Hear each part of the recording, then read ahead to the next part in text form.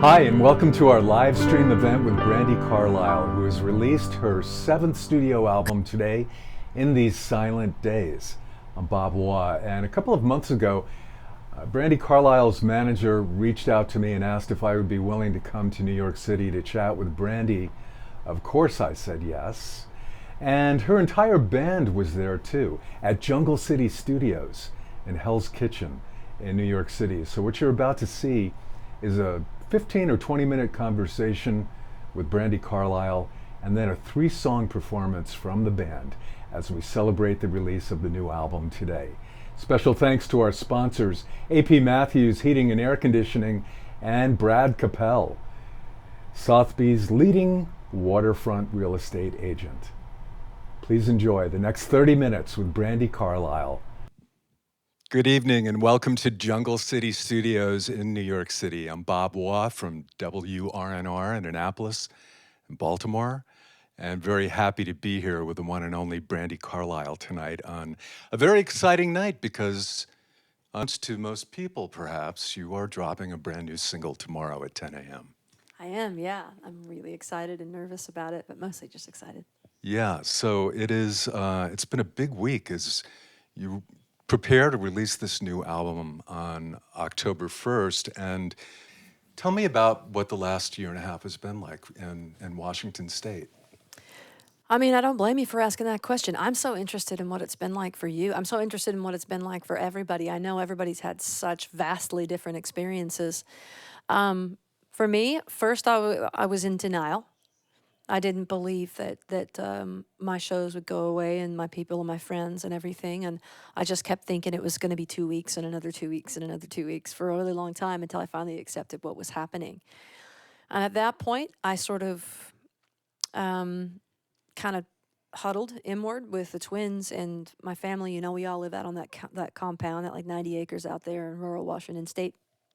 And we built a garden and a deck and we did some projects, and I couldn't listen to music or think about music. And I took the guitars down off my walls in my house, and I didn't want to think about it because I was afraid emotionally I couldn't fully accept what had gone. And I was just so worried. Everything was so terrifying around the election and around everything, you know, just culturally and politically. I didn't know what would happen. Will it ever come back? Is anything ever going to be the same again? So I definitely went through like a freeze, deer in the headlights moment.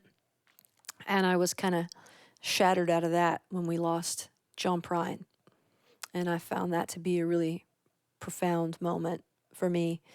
It was profoundly sad, but John had a way of like leaving little jokes in all the corners for all of us to find. So I found myself kind of being pulled out of my own head by all the chuckles and all the profound messages that he left us.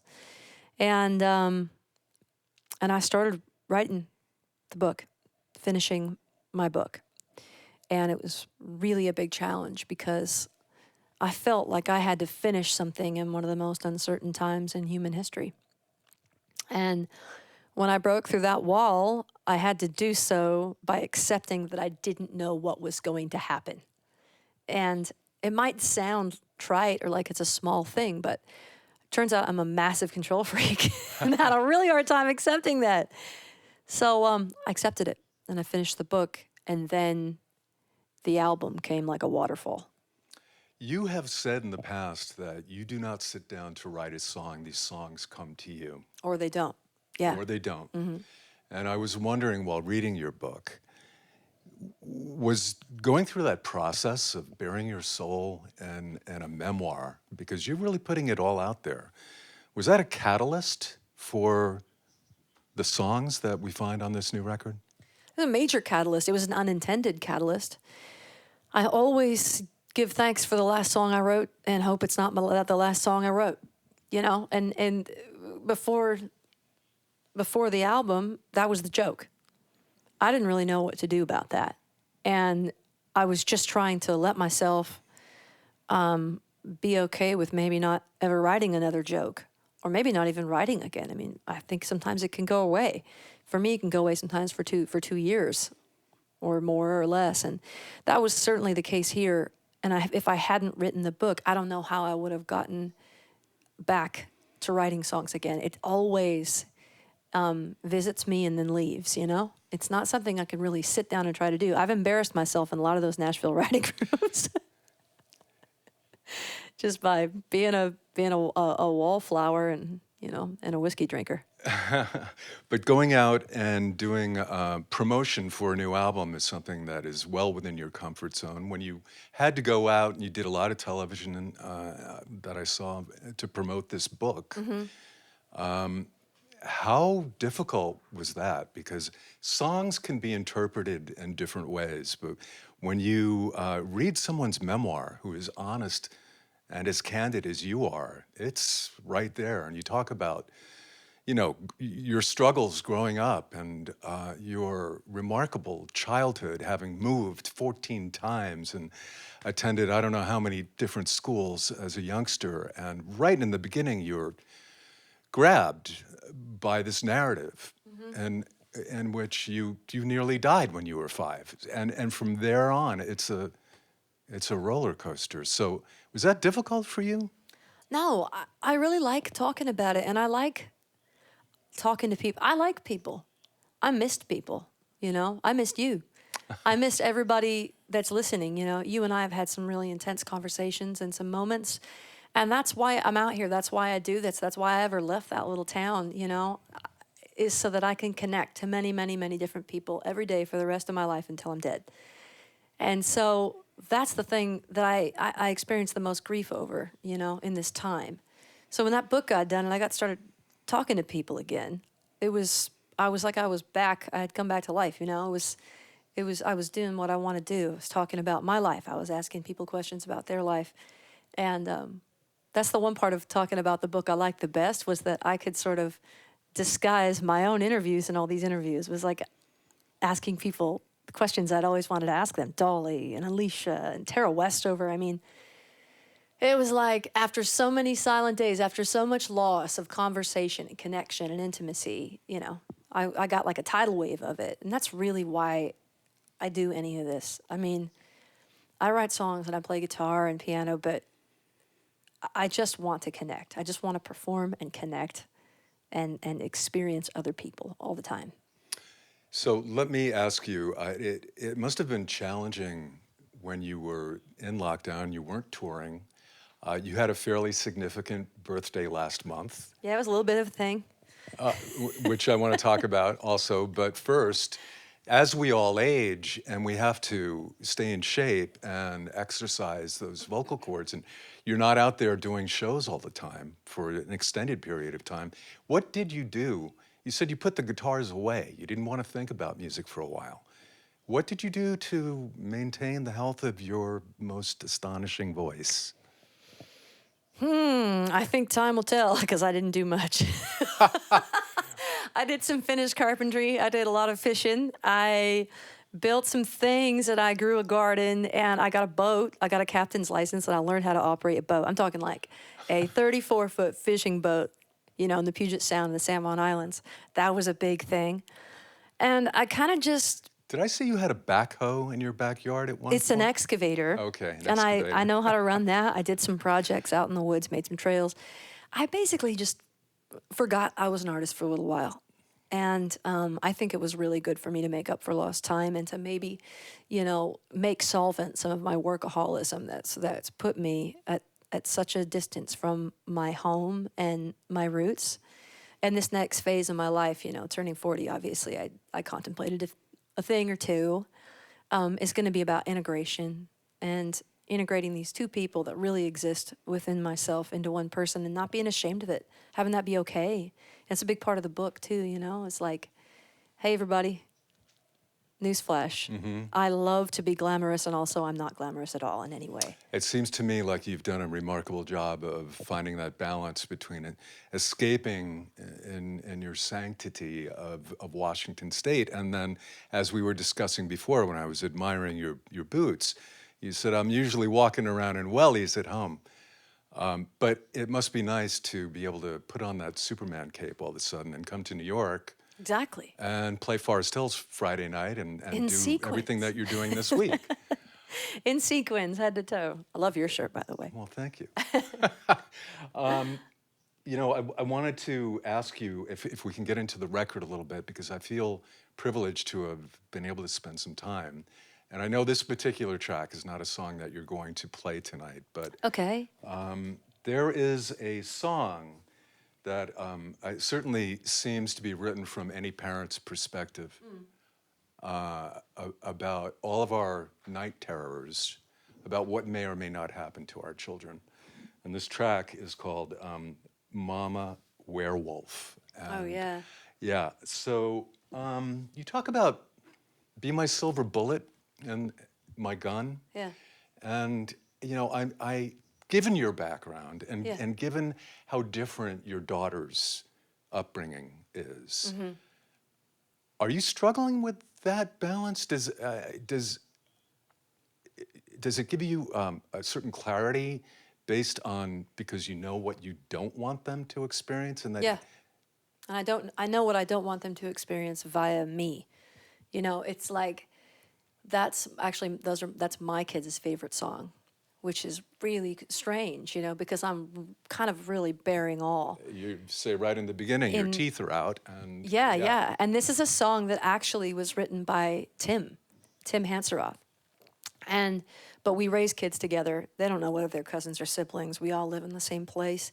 And when I started singing this song, I realized that for me, it was about these generational demons that we carry with us: anger, tempers, alcoholism, workaholism, obsessiveness, and anxiety, and wondering how much of this we're passing on, you know, not necessarily via nature, but certainly nurture, and trying to keep a lid on a lot of it while raising these babies, but also still being fully human and wanting them to witness us being who we are, which is sometimes means exploding and sometimes means taking it too far, crossing the line, and the balance and the werewolf metaphor about, like, if I change, you know, if I go to the other side, be the thing that brings me back, even if it's not you, even if it's just the thought of you.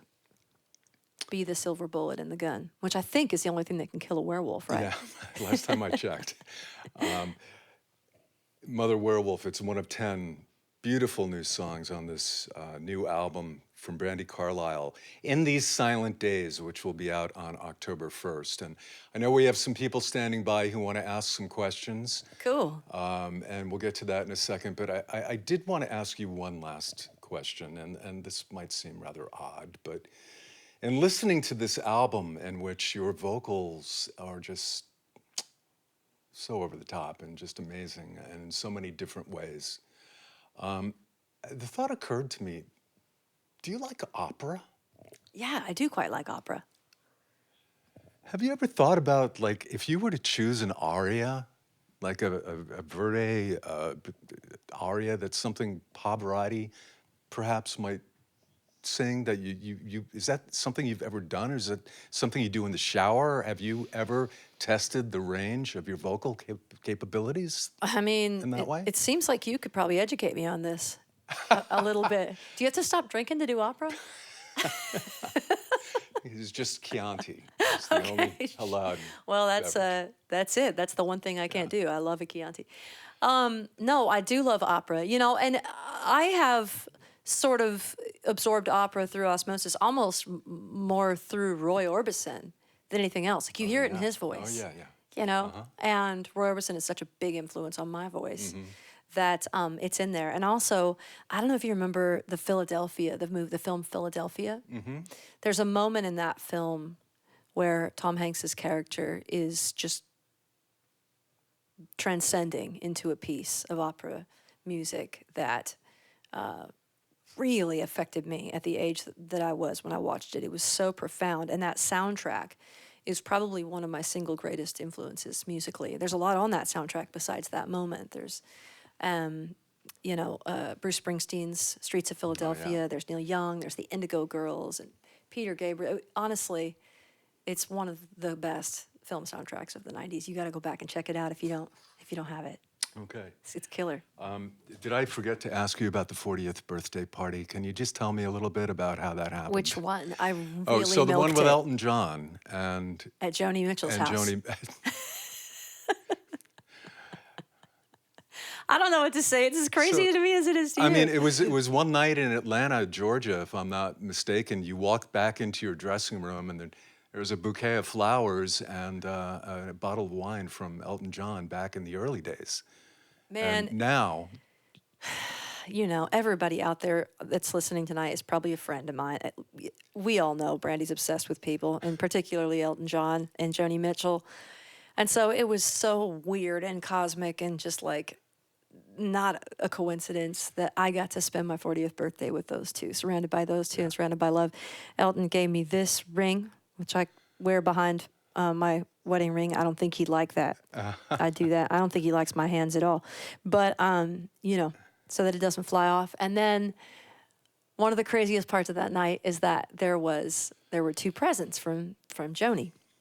And so I opened the first one up, and it's a coffee mug, you know, which is awesome. It's got pictures of us all on it and our jams. And then the next one is it's like big. And I thought, oh my gosh, you know what that is? That is going to be a picture of one of our jams, our famous jams that we do over at her house, probably blown up in black and white and cool. And I'm going to put it right in my living room. So I pick up this thing, and I start unwrapping it, and I pull back the wrapping paper, and I saw paint. I saw an oil painting, and I realized that Joni Mitchell had given me one of her original paintings that she had done. And God, I'll never forget that. I mean, it is like probably my prized possession.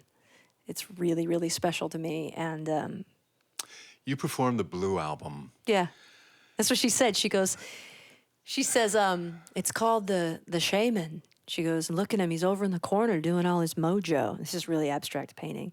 And she goes, and I'm giving it to you because there's a lot of blue in it. No.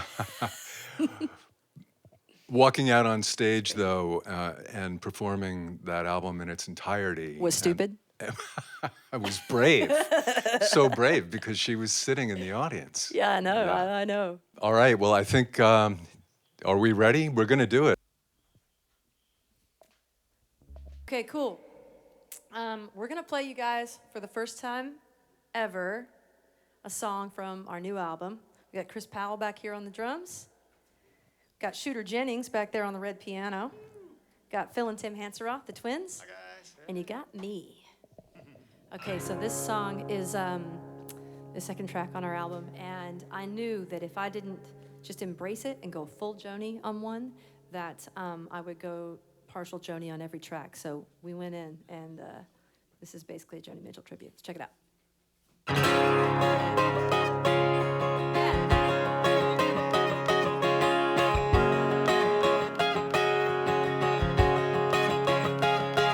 They build wooden houses on frozen ponds in the summertime when the water's gone.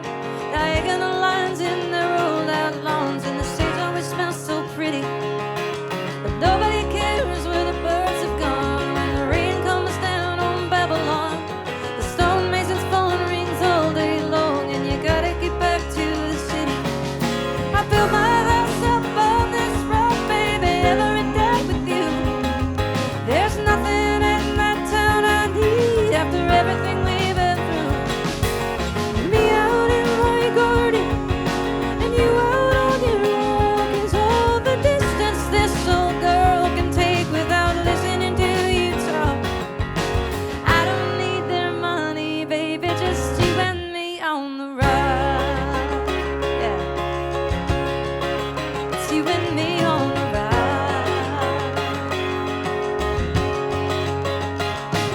I built paper planes when I learned to fly, like a 747 falling out of the sky. I folded them crooked, now I'm wondering why I could always end up in the water. But nobody's asking why she's looking so thin, or why she's laughing too hard, why she's drinking again. A falling star, she's a paper plane, and she was going down when you caught her. I built my house up on this rock, baby, every day with you. There's nothing in that town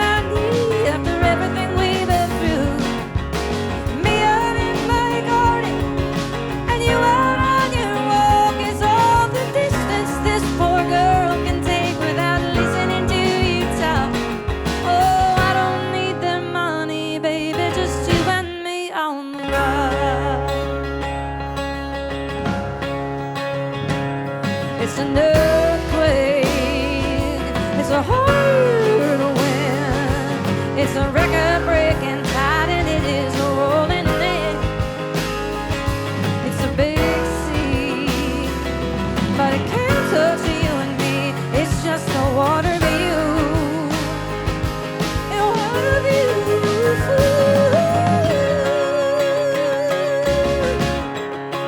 I don't need that money, baby.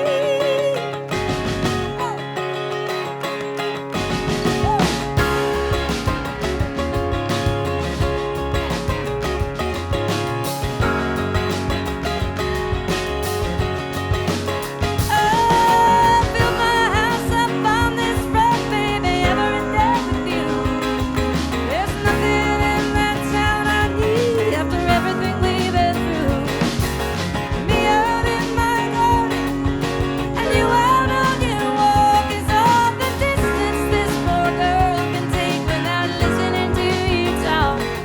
Oh, I don't need their money, baby, just you and me on the road. I don't need their money, baby. It's you and me on the road.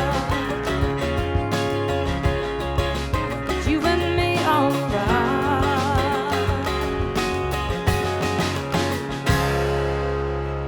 Yeah.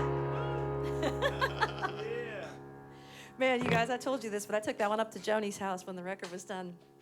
And I played it for her, and I was just freaking out. I was like, you know, because you never know. She could be kind of like, seriously, Brandi? So I told her, I was like, Joni, we've been all in on just one song because we just, you know, we can't do Blue and practice it for a whole year and not write a song that's really influenced by it. And she's like, all right. So I play it for her, and I'm just staring at her. I'm watching her listen to this thing, and it ends. And she looks at me, and she goes, it sounds like a hit. Yeah, Joan. Man, I think it'd be fun for everybody listening, for everybody that we've known for all these years and that's been with us and supporting us and been our buddies for all these years out there in Radio Land to hear our very, very first single. Yeah. Yeah? Should we play the very first one? Cool. You'll all remember this from well over a decade ago with Danny Bush coming to you with this thing and beating you over the head with it.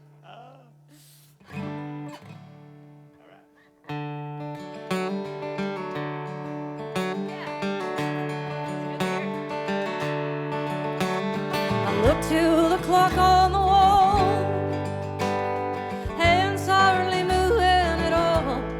I can't stand the state that I'm in. Sometimes it feels like the walls closing in. Oh Lord, what can I say? I am so sad since you went away. Time ticking on me. Alone is the last place I want.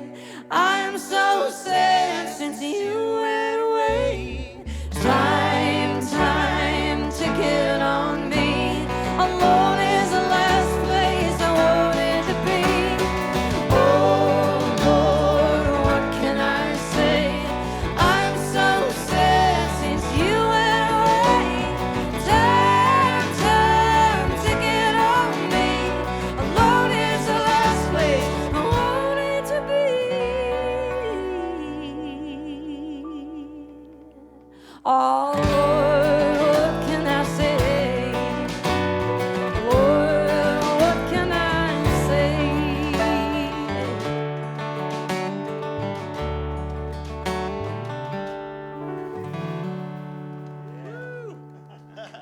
Bravo! Right on. That was, we played that just to shame anyone that didn't add it all those years ago. That's like half of I'm them probably, just right? kidding. We forgive you. By the way, we forgive you. Maybe we should thank him? Yeah, no, I I don't know. don't know. Let's play him another new one from the album. Do we got time to do one more?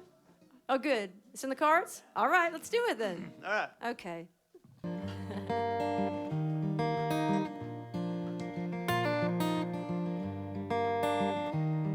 When the fire inside that burns so bright begins to grow faded, it can be hard to see the ground on which you stand. Though you may not be afraid of walking in the darkness, you will feel like a stranger in this land. You can try to carve a faith out of your own, but a broken spirit may dry out the bone, and the edges of the night may cause you sorrow. You know I may not be around this time tomorrow, but I'll always be with you. Yeah. I'll always be with you. When the hope that you hold tightly to is all but vanished, and there are no words of comfort to be found, you will know what it means to be lost and without love. May you fight to kill that deafening sound. But our holy dreams of yesterday are gone. They still haunt us like the ghosts of Babylon, and the breaking of the day might bring you sorrow. You know I may not be around this time tomorrow, but I'll always be with you. Yeah. I'll always be with you.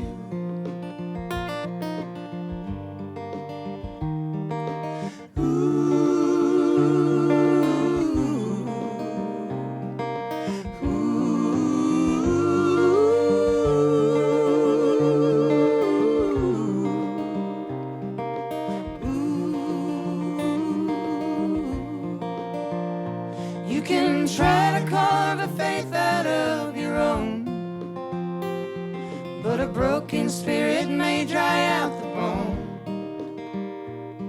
and the edges of the night may cause you sorrow.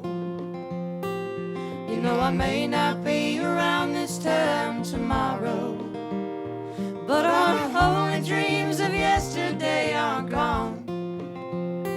They still haunt us like the ghosts of Babylon,